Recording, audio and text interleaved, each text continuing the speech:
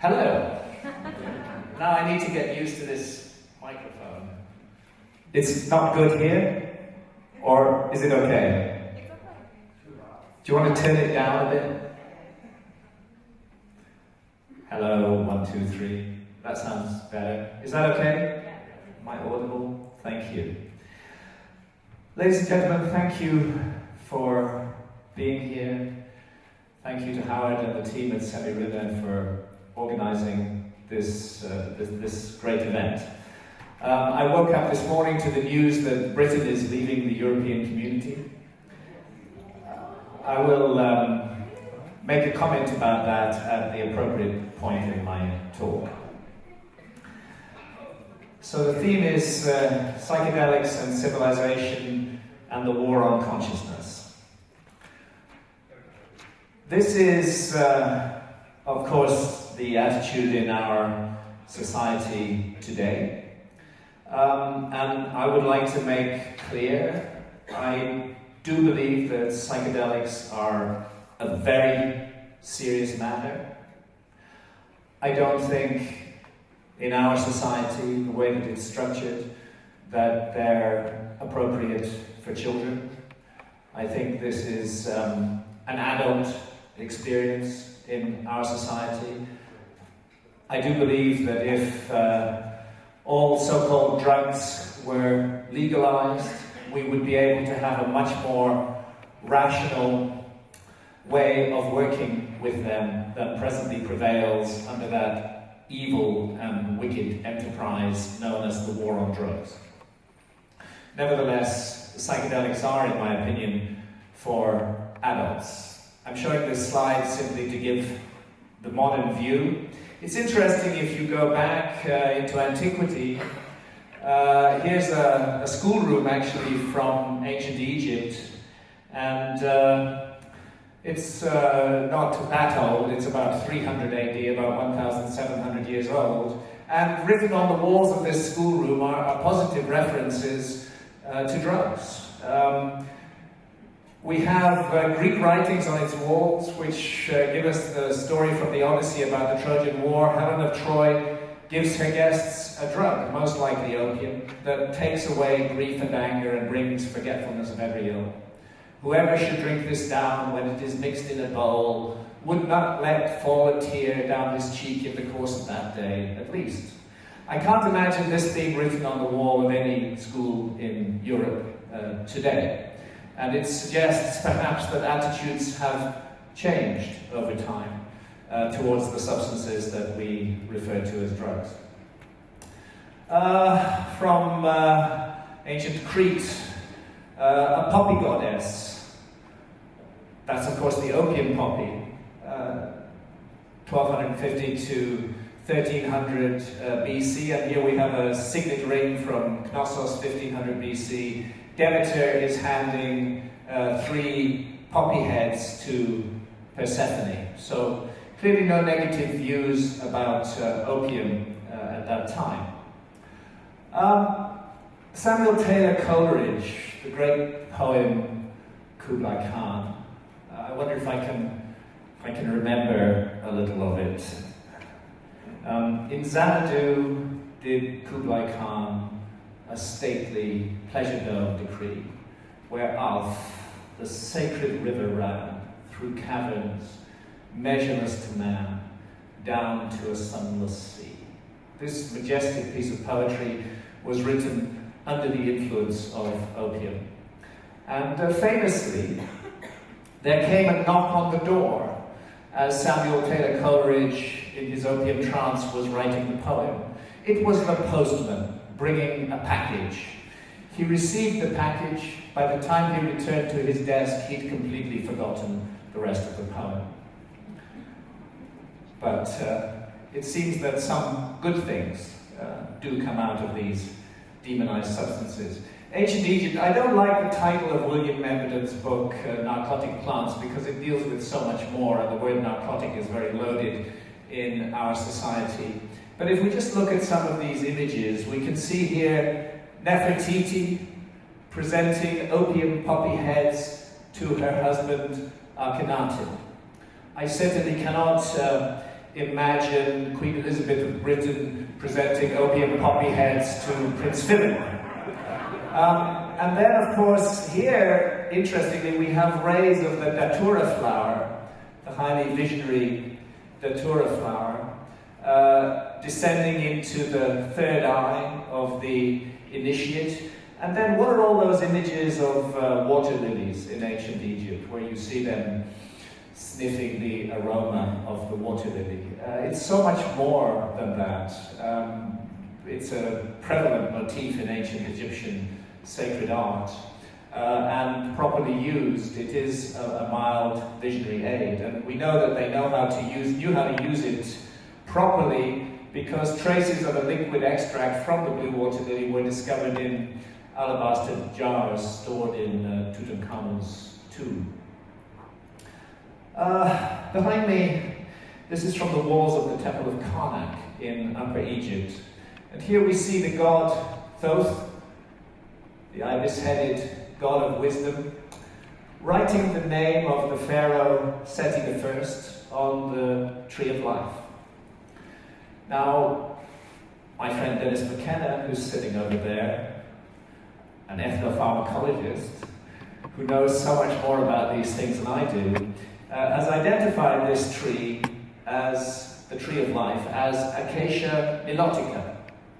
And Acacia nilotica contains dimethyltryptamine, the most powerful hallucinogen known to man. It's a little bit of a chemical operation to get the DMT out of the bark of the tree into a form where it's smokable. But, and many have argued that the ancient Egyptians would not have had the chemical knowledge to undertake such an operation. But we need to ask ourselves, where do we get the word chemistry from? Well, it comes from the ancient name of Egypt, which was Kemet. From that, we get the words alchemy and chemistry. So, I think the ancient Egyptians were quite up to the task of extracting DMT from Acacia nilotica, and perhaps we can say that we know what the ancient Egyptians were smoking. Tutankhamun's tomb. Notice the stars and the rays descending from the stars. This is the second shrine of Tutankhamun. Some suggestion into the third eye of the initiate descends influences from above. As above, so below. There's deep meaning in reliefs of this sort. And just an interesting meme that's around on the internet, comparing the pineal gland, the third eye, to the eye of Horus, and the general suggestion that the ancient Egyptians were very well aware of these connections. There is an argument that the dimethyltryptamine, which exists in all human bodies, is produced in or associated with the pineal gland. More research needs to be done, but it's an interesting connection. This is Tiwanaku in Bolivia, 14,000 feet above sea level, where we see the Acapana Pyramid and the Kawasa Sia. And within the Kawasa Sia were found a number of statues. Here's a couple of them. And of course the ancient aliens lobby love to say that these are ray guns of alien visitors. I beg to differ. What they are is much more interesting than that. What they are snuff trays for the consumption of an Adenanthera DMT-laden snuffs. This immediately gives us much more enlightenment about the ancient civilization of Tiwanaku than any notion of aliens coming here in high-tech spaceships. Dr. Manuel Torres has made this identification. Caral. It used to be argued that there were no pyramids in the New World as old as the pyramids of Egypt, for example. But that view has had to be revised since the excavation of Caral over the last 15 years or so.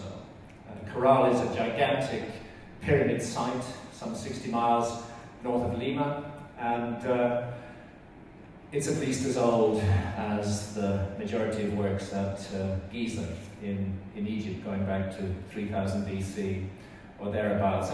And interestingly, it was a large urban centre.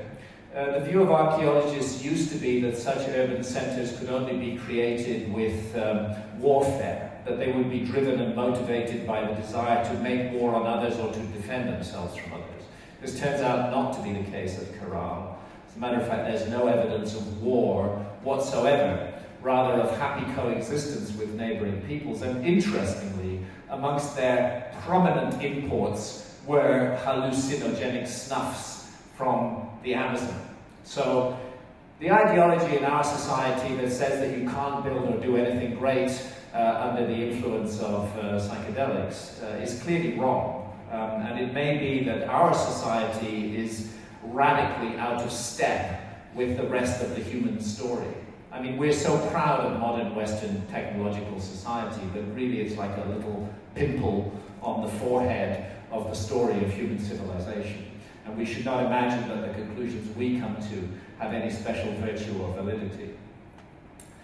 So here is Francisco de Orellana, who now finds himself on stamps. Back in 1541, he was one of the conquistadors. He went hunting one day on the Amazon in a longboat with about 20 of his companions. They fully expected to be back by the evening, but the Amazon disagreed. And they were carried 4,000 miles all the way to the Atlantic outlet of the Amazon. And on that 4,000-mile journey, Orellana reported seeing many great cities along the course of the Amazon River in the middle of this supposedly pristine rainforest, which turns out to be something much more complicated than that. And in subsequent generations, it was held that Orellana had made the whole story up. Of course, there could be no cities in the Amazon, which was supposedly inhabited only by hunter-gatherers. But it turns out Orellana's observations were correct, and the tragic clearances of the Amazon that are taking place today have revealed this. We are finding the remains of the great cities that lay along the banks of the Amazon. Those cities rapidly became depopulated. Why? Because of smallpox brought by the European conquerors. But before that time, there was a flourishing urban civilization in the Amazon, found a way to coexist with urban life and the Amazon rainforest, a great innovation in human culture. And then we have the mystery of terra preta. Some research into terra preta, this man-made soil of the Amazon, this self-replicating, self-fertilizing soil, take its origins back more than 11,000 years. Some human communities created this soil and it's still fertile today. Rainforest soils are not normally particularly fertile for agriculture. That's one of the reasons why it's just an incredibly stupid idea to cut down the rainforest and plant soybean farms. But there are patches of fertility within the Amazon, and these go back to the ancient human inhabitants who found a way to create this almost magical black soil. And again, the clearances are revealing a hidden story in the Amazon. Huge earthworks are emerging from the jungle, and even megalithic stone circles. Clearly the story of the Amazon still largely remains to be told. I think of it like other ecosystems in the world today, like for example the Sahara Desert or the world's oceans. These are places that hide the story of the human past.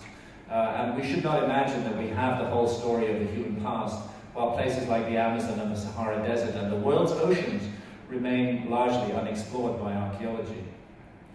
Sea level rose by 120 meters at the end of the last ice age, submerging 27 million square kilometers of land that was above water during the ice age and is underwater today. Well, the Amazon is an incredible home of biodiversity. One estimate puts it at more than 150,000 different species of plants and trees.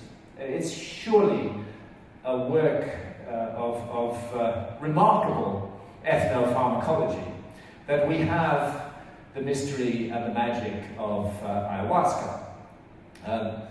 I'm here in front of one of the two ingredients of the ayahuasca brew.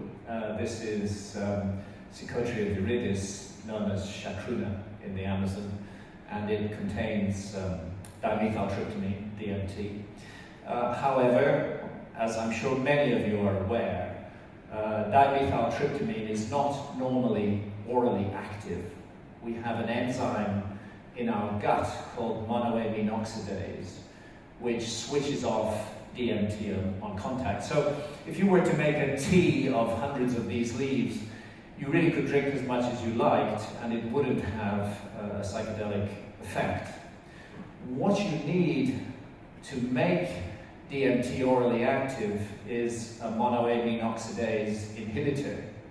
And it turns out that the ayahuasca vine, the other ingredient of the ayahuasca brew, always regarded as the intelligence behind the brew in the Amazon, that the ayahuasca vine, although not profoundly psychedelic itself, contains a monoamine oxidase inhibitor that allows the gut to absorb the DMT in the leaves when the two are cooked together, usually in a fairly simple and basic way. Break up lengths of the vine, add some hundreds of leaves, cook in a pot, boil down, and eventually you end up with this sometimes black and sometimes reddish brew, which I will be talking a bit more about a little later in this presentation. There is another way, another form of ayahuasca, usually referred to as yahe, where the DMT element is contained in the leaves of another vine, Diplopteris cabrerana. The ayahuasca vine remains a consistent part of the brew throughout all Amazonian traditions. Consider how you put together two plants out of 150,000 plants. How do you do that? Do you do that by trial and error? It's a scientific process, really. Or were you taught how to do it by the spirits, as is maintained in Amazonian tradition? Whatever the answer to that question, it's a remarkable feat to have discovered the process of activating the DMT in the leaves through the use of the ayahuasca vine. This is on the way to Chavin de Huantar in Peru. Drive, I don't know, about 200 miles north of Lima, turn right, head up into the Andes, go up to a great height, and you find yourself in this majesty, and then you descend into the valley of Chavin, where we have this comment from 1616. Near this town of Chavin lies a great edifice made of well-carved stones of notable grandeur. It was a huaca, and the shrine of the most famous of the pagans, as Rome or Jerusalem is, to make their offerings and sacrifices, because the devil in this place gave them many oracles, and thus they came from all over the kingdom. And the comment refers to great galleries and halls and chambers beneath the ground, and they wonder what those were for. Well, we know what they were for. These are the galleries and halls and chambers beneath Chavin, where you can occasionally encounter interesting therianthropic entities, part serpent, part human. They were creating a setting for psychedelic experience, a perfect setting for psychedelic experience in darkness, in these hallways beneath the ground. And we know what the psychedelic was. It was the San Pedro cactus, in which the active ingredient is mescaline, and you can see it in the imagery from Chavin itself here. So this whole place of pilgrimage was dedicated to the visionary experience, to the psychedelic experience, in a way that's almost unimaginable in modern society. We see the same veneration of psychedelics all across the ancient world. Peyote, also the active ingredient is mescaline, as it is in the San Pedro cactus. And a peyote bowl from Colima in western Mexico, deer with peyote button, Monte Alban and Hancock, so on and so forth. The Maya did incredible things with pyramids. They were an amazing, extraordinary culture. The Mayan calendar is one of the vast achievements of humanity with its precision. So clearly the fact that they made extensive use of psychedelics did not inhibit the greatness of their civilization. Rather, I would suggest it was a key factor in the greatness of that civilization. And we can see these Maya mushroom stones, Salazar Mexicana, from Guatemala, 500 BC. The Olmecs were the predecessors of the Maya. This is Olmec art from La Venta in Mexico. If I were giving another talk, I'd have a lot more to say about this piece, but we must move on. The Olmecs also made use of psychedelics, particularly venerating the Amanita muscaria fly agaric mushroom. So we can see the Amanita muscaria mushroom transforming into the jaguar god here, and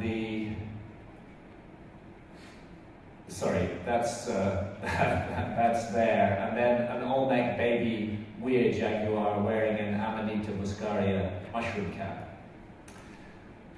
Have we all heard of Soma, the visionary agent of ancient India, which modern India is currently determined to deny had anything to do with psychedelics?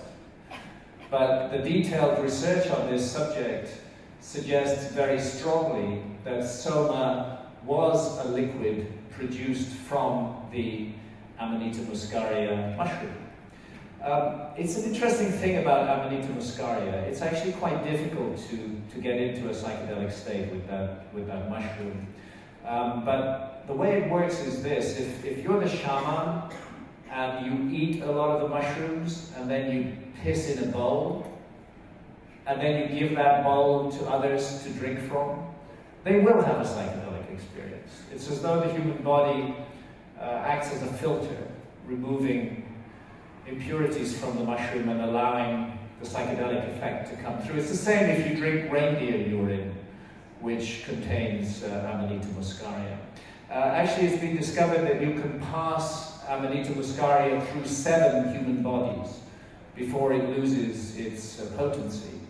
So a line in the Vedas, the ancient Indian Vedas, which speaks of the priests drinking Soma and then pissing Soma, is actually very instructive. Because if we drink tea or beer, we piss urine.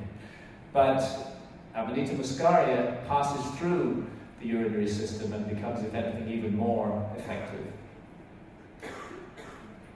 Eleusis is a sad place today, just outside of Athens, ruined, but it was once a great center of pilgrimage across the ancient world. And there, as at Chavin, enormous underground galleries were created. This was called the Telestrion. And initiates came to Eleusis, and they were given a brew to drink, the Kaikion. They then entered the Telestrion, where they had life-changing experiences, on which many of them reported.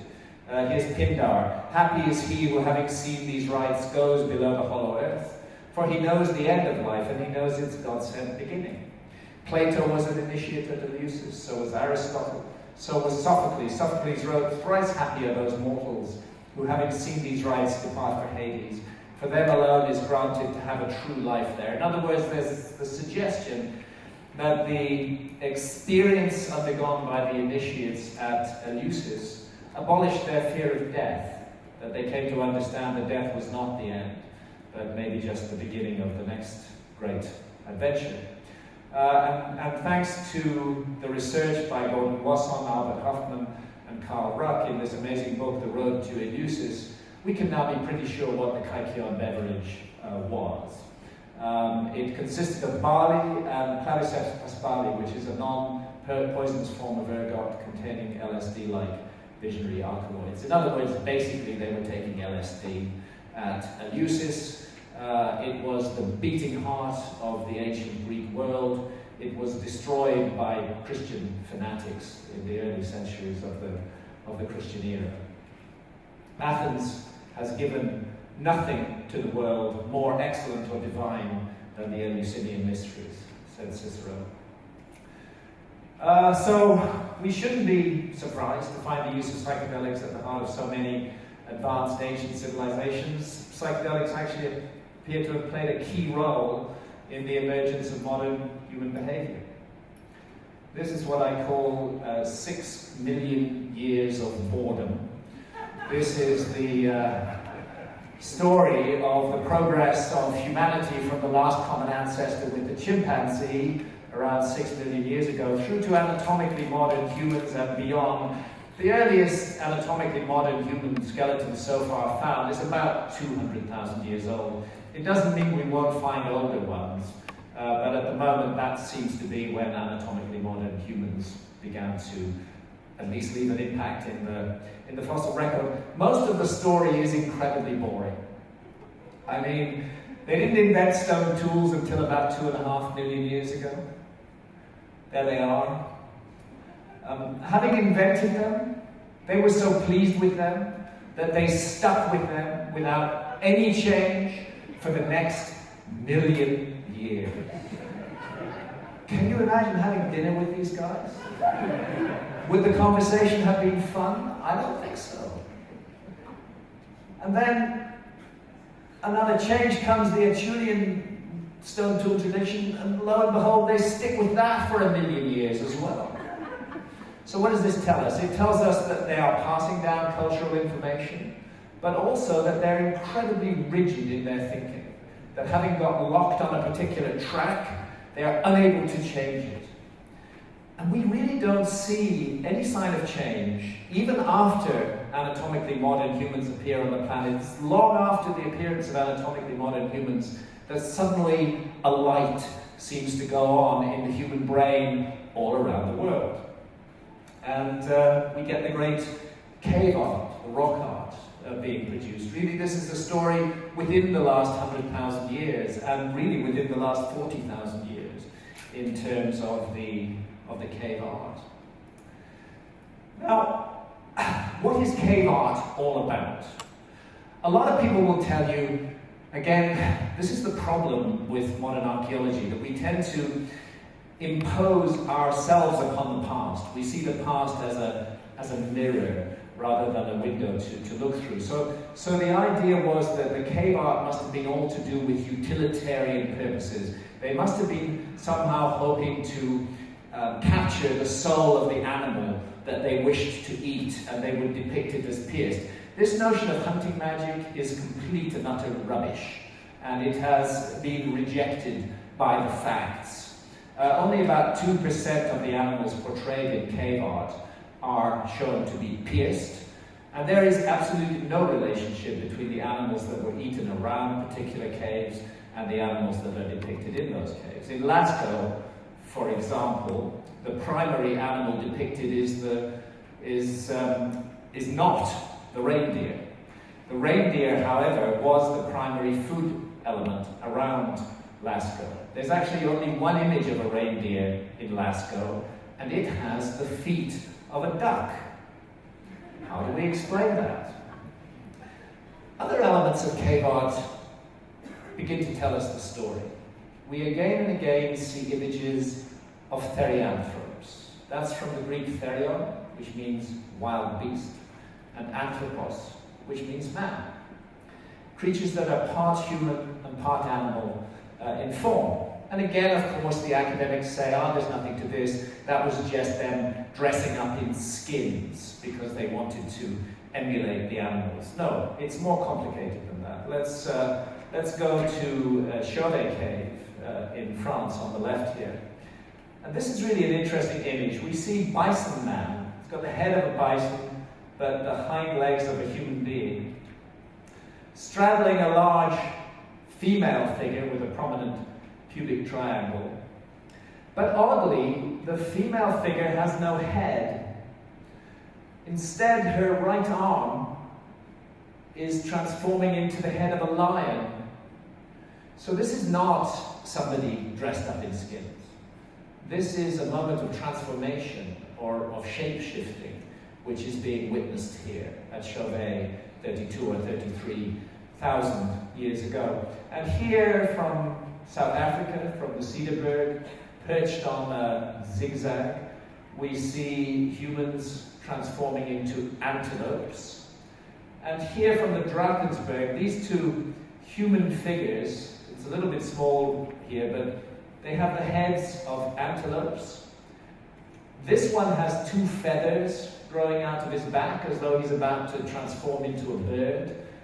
And around this one are wrapped two serpents, and those two serpents also have the heads of antelopes.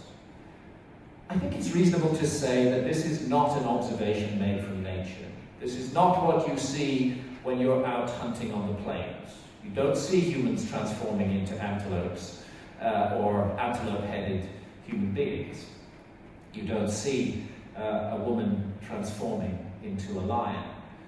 So we have to ask ourselves, what was the inspiration for imagery like this? What led people to create this kind of imagery? And why, for example, do we have these geometric patterns, these grids here between two ibexes at Lascaux, or these flows of dots from El Castillo Cave, and an interesting sort of precursor of the Windows logo here?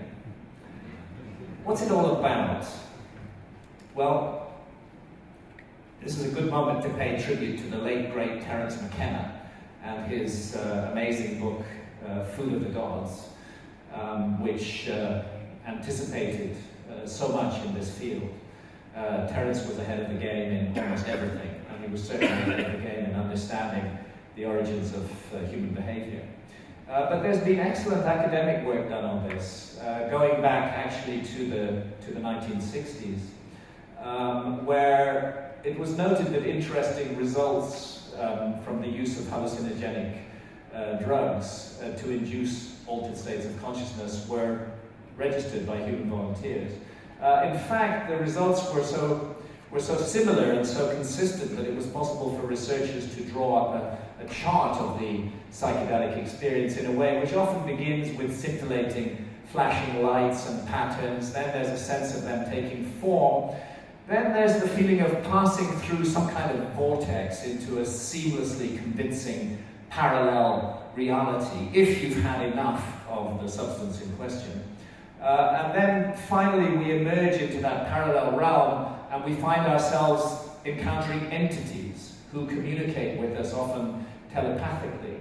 And it's interesting that this modern volunteer from the 1960s depicted an entity as follows. He's wearing a modern business suit, but he has the head of a fox.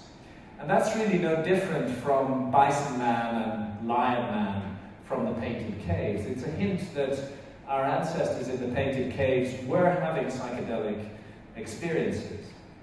And the really solid, detailed academic work on this has been done by Professor David Lewis-Williams at the University of Witwatersrand in South Africa, and the whole team at the Rock Art Research Institute there. And they call it the Neuropsychological Theory of Cave Art. And to cut a long story short, the nature of the imagery gives away the inspiration. And the inspiration was undoubtedly visionary experience. We're looking at art that was created effectively by ancient shamans who had experienced deeply altered states of consciousness and then returned to depict the visions that they had seen. This theory actually explains all of the ingredients of cave art, and it is without a doubt the most powerful and effective academic theory on this subject. David Lewis-Williams himself has never taken a psychedelic, and his principal critic, Paul Barn, has also never taken a psychedelic. So when I wrote about this, I compared it to two celibate monks discussing the joys of sex. However, David does make the point that the research is there, and he prefers to focus on the research rather than the experience. I think he's missing something, but nevertheless, he's made a great contribution to our understanding of rock and cave art. And here are some of David's books inside the Neolithic Mind. The Mind in the Cave is the go-to book. I highly recommend that you read this and understand the neuropsychological theory of cave art. So the art itself bears witness to the use of visionary substances deep in the human story, but within the last 100,000 years.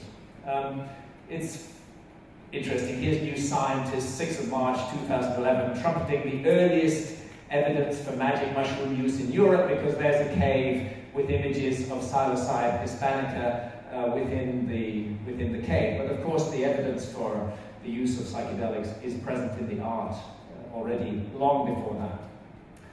So the interesting thing is that this moment when we transition to creating fully symbolic art is also regarded by archaeologists as the single most significant change in the whole story of the evolution of human behavior. We cannot say that it was caused by psychedelics. We can't say that yet. But we can say there's a strong correlation between the appearance of art that could only have resulted from psychedelic experiences and this huge leap forward in human behavior. That correlation is very clear. Was it causative? I happen to think it was, but we can't absolutely prove that. Everything takes a quantum leap forward. Hunting tactics, stone tools, spiritual ideas. Our ancestors start burying the dead with grave goods, with food, with water. You don't do that unless you have some concept of the individual continuing on after death. It's quite possible that this is when spoken languages first emerged as well. So, in the light of the evidence from the painted caves, we need to take a fresh look at ancient art from all around the world. Maybe psychedelics have played a much greater role in the story of civilization than has hitherto been admitted. So this Toltita ceramic from Ecuador, where we see the arm of the figure transforming into a serpent, is really the same kind of image as we find from Chauvet, where this woman is transforming into a lion. And Olmec art, a bird-headed figure seated on a throne, Olmec figurine with feline features, and so on and so forth. Classic Therianthrope, classic entity of vision. And what was the Minotaur in the story of Theseus, if not a visionary creature, part beast, part human? And there's a bull man wrestling with a lion from Akkad in 1800 BC. These figures from Mesopotamia. And of course, all of the ancient Egyptian deities were therianthropic in form, whether it's ibis-headed Thoth, or the psychopomp Anubis, the guide of souls, jackal-headed Anubis. The Sphinx, of course, is a therianthropic monument.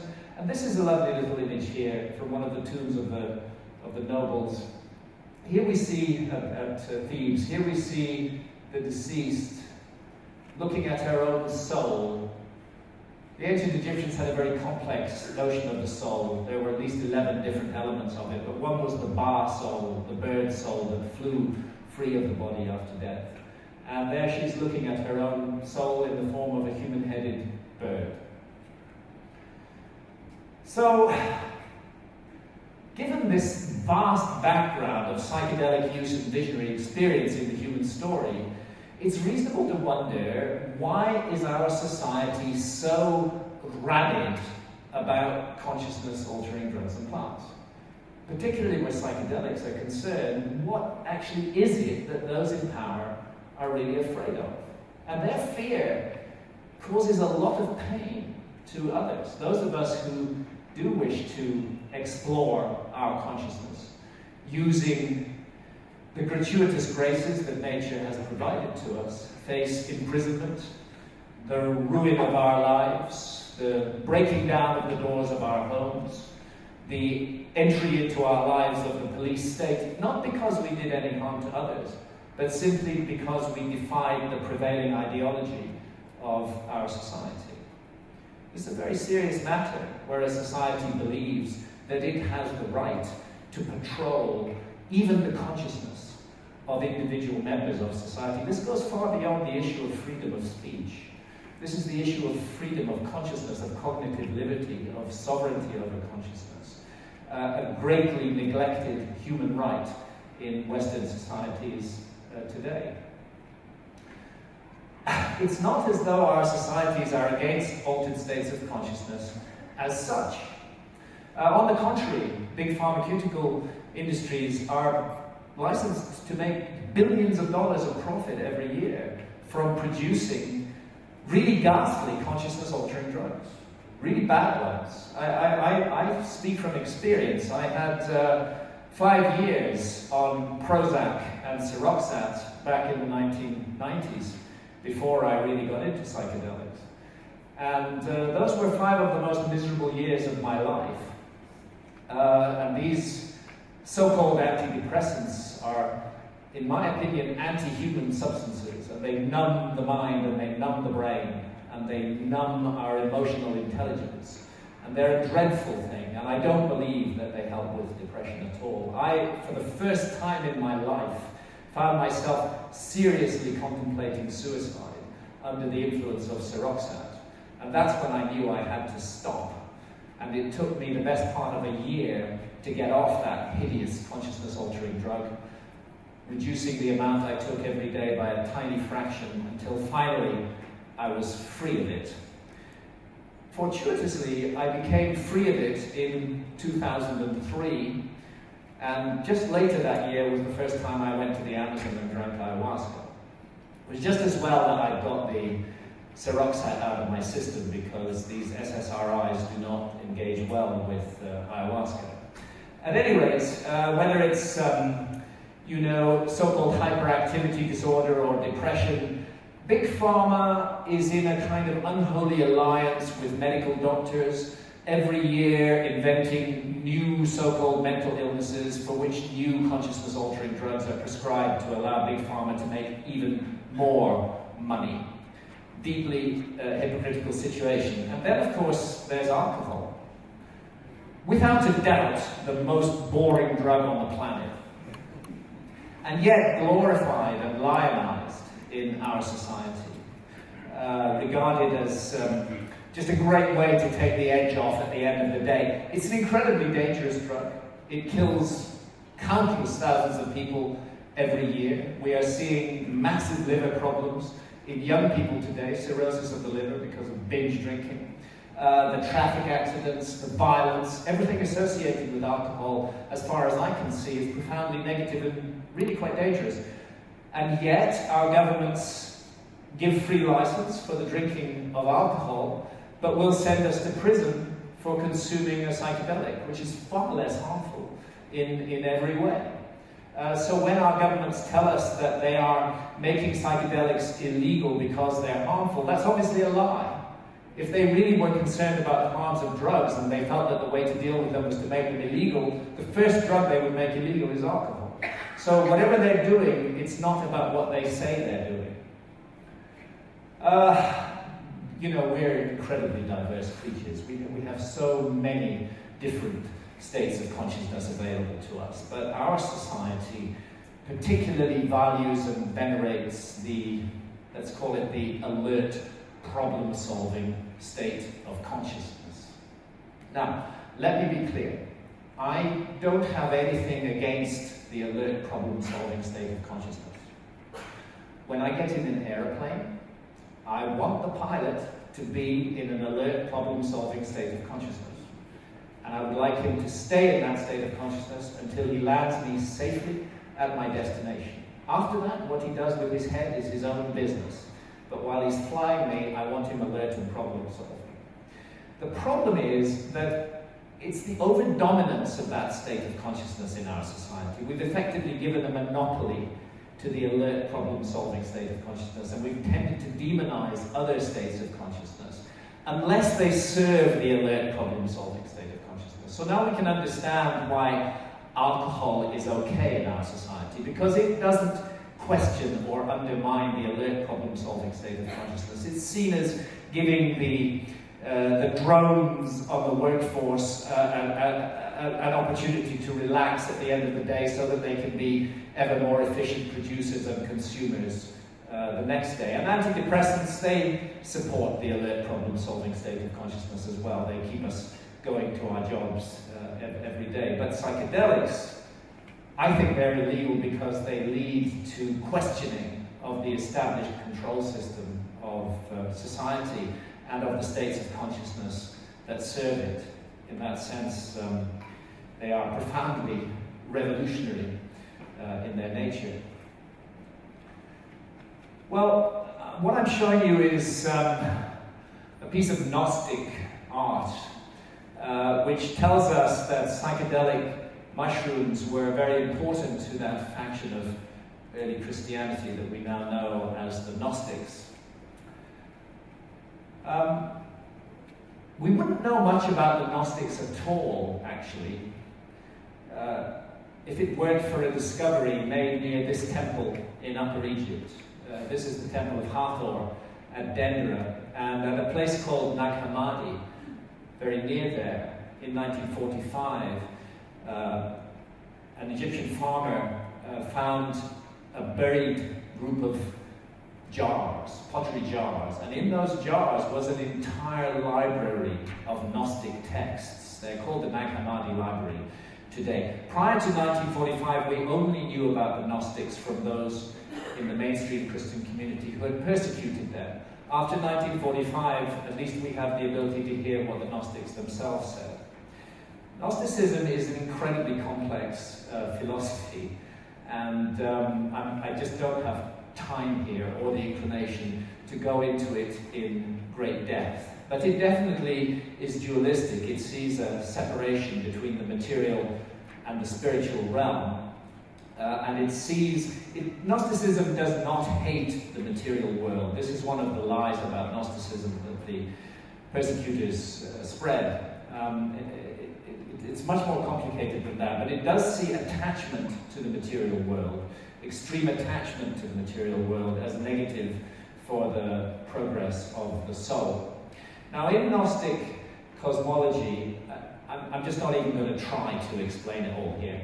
Read the Nag Hammadi Library. It's available in English. In Gnostic cosmology, there was the notion of an entity that they called the Demiurge. And the Demiurge isn't God. The Demiurge is this puffed up minor supernatural who is extremely jealous and angry and always wants people to do horrible things. However, the Gnostic insight was that the entity that we have been taught to believe is God, whether we call him Jehovah or Yahweh or Allah or just God, that the entity that the monotheistic religions regard as God, that entity really is the Demiurge. He's not God at all. There was a movie called The Usual Suspects, in which there was a famous line, the greatest trick the devil ever played was to convince the world he did not exist. The Gnostics take it a step further. The greatest trick the devil ever played was to convince the world that he is God.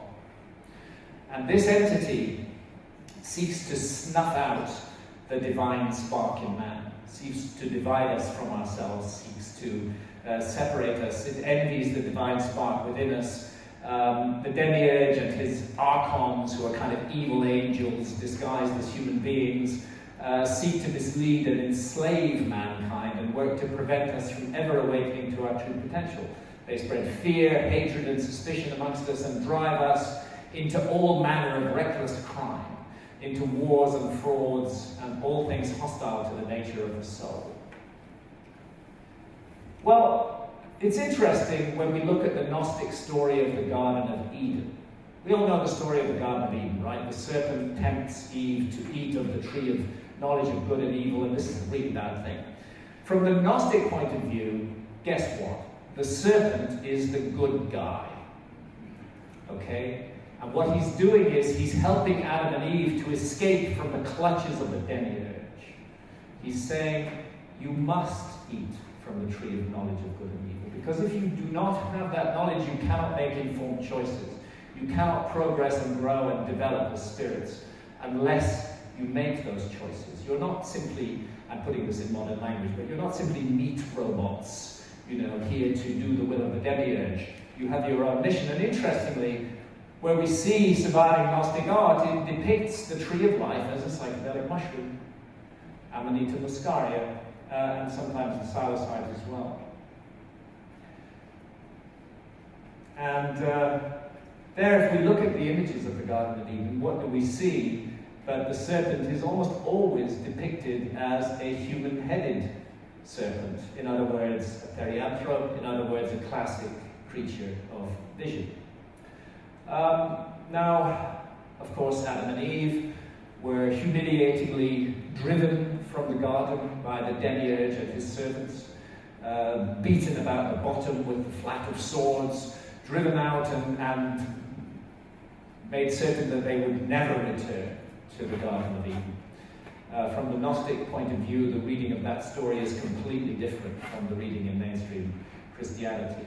And likewise, with the flood, we're told in the Bible that it was inflicted to punish evil, but from the Gnostic point of view, it was inflicted to punish humanity for having risen so high, inflicted by the Demiurge, and to take the light, the gnosis that was growing amongst men. The survivors were thrown into great distraction and into a life of toil, so that mankind might be occupied with worldly affairs and might not have the opportunity of being devoted to the Holy Spirit. And throughout history, those who sought the liberating gnosis, the light, knowledge of the true nature of things, have been persecuted. And we have a relatively recent example of this persecution in southwestern France in the 12th and 13th centuries. And this concerns a really remarkable people called the Cathars, who were absolutely in the chain of the Great Heresy. They were a Gnostic group that had established themselves in southwestern France in the area that we call Occitania or the Languedoc today. They created a beautiful society where men and women, can you imagine this in the deep Middle Ages? Men and women were to be regarded as absolutely equal, where the view was that universal literacy must be spread. They were inventors of paper. They sought to spread literacy everywhere as a liberating force. The troubadours, the great poets, came from the Cathars. But the Cathars had one problem. They regarded the Pope as the agent of the devil on earth. And that was a very dangerous thing to do in the 12th and 13th centuries. And as a result, the Catholic Church declared a crusade against the Gnostics. It was called the Albigensian Crusades, after the city of Albi in southwestern France. And this hideous army of harm came down out of northern France, armed with the most ghastly weapons of destruction, seething with hatred and anger, to utterly annihilate the Cathars, to destroy them completely, to wipe them from the face of the earth. Truly a demiurgic project, if ever there was one. And the Cathars were burnt at the stake. Their books were gathered up and destroyed and burnt. This was the time that the Inquisition was created. The Inquisition was first and foremost created to persecute the Cathars. It was a ghastly episode in the human story. From the Gnostic point of view, the Demiurge and his archons and their human servants are always trying to see the light. And they're certainly to steal the light, and they're certainly doing so today. And if the light is growing amongst mankind today, and I believe it is, then we can be sure that tremendous arconic forces are working to suppress that light. And let's just say the Gnostics are right, okay? If they're right, then how might we expect these forces to manifest in the modern world? Well, I think this is one of the ways they manifest. Through the priests and the rabbis and the mullahs of the three great monotheistic faiths. They are the main agents of the Demiurge in the world today, according to Gnosticism. Jealous intermediaries who impose themselves between us and the divine and seek to persuade us that we cannot experience the divine except through their mediation. these religions, they all talk the talk of peace and love, but they walk a very different walk. They walk the walk of fear and hatred and suspicion. It's not so long ago that witches were being burned at the stake in Europe. I know that in Britain the last burning of a witch was in the 1700s. We have ghastly scandals within the Catholic Church that are covered up in the most insidious way. And in Islam, the stoning to death of women for looking at another man, you know, that a woman can simply have her life taken away because she no longer loves her husband. This is appalling. This is a dreadful thing. So this is the walk that these religions walk, and we should not look or listen to what they say. We should only look at what they do and their consequences in the world. And the consequences of the three great monotheistic religions in the world today are, in my opinion, unutterably ghastly. And they are dividing us from one another and alienating us from our true heritage. Recently in Iraq, we have the mass murder of the minority Yazidis by members of the Islamic State. And the Yazid religion actually has its roots in ancient Gnosticism. I would say that Islamic State is an Abrahamic death cult, but it's not alone. The whole Abrahamic religion is a death cult, in my view. And then, of course, governments. They're another arconic force in the world today, which seeks to alienate us from responsibility over ourselves, which very cunningly and cleverly gathers our money in taxes and then uses it to enslave our souls and our spirits. The evolution of the so-called nanny state, the whole world of surveillance and control that we live in today, where we're constantly persuaded that we must give up rights and freedoms to ensure our security. This is an arconic project. The Gnostics would have seen it immediately as the Demiurge at work to alienate us from ourselves. And what do governments do? They manipulate fear and hatred and suspicion to divide us from one another. And this is the moment where I'll say that I'm very sad that narrow nationalism and misguided views of patriotism have led the British public to withdraw from the European community. I don't like big bureaucracies, and I don't like big governments, but I do feel that the future of the human race is in integration rather than falling back onto old ways of functioning. And nationalism and patriotism, in my view, have long ago passed their sell-by date. I personally detest patriotism. Why should I feel any special loyalty to a fellow Briton just because he or she happened to be born on the same piece of land that I was?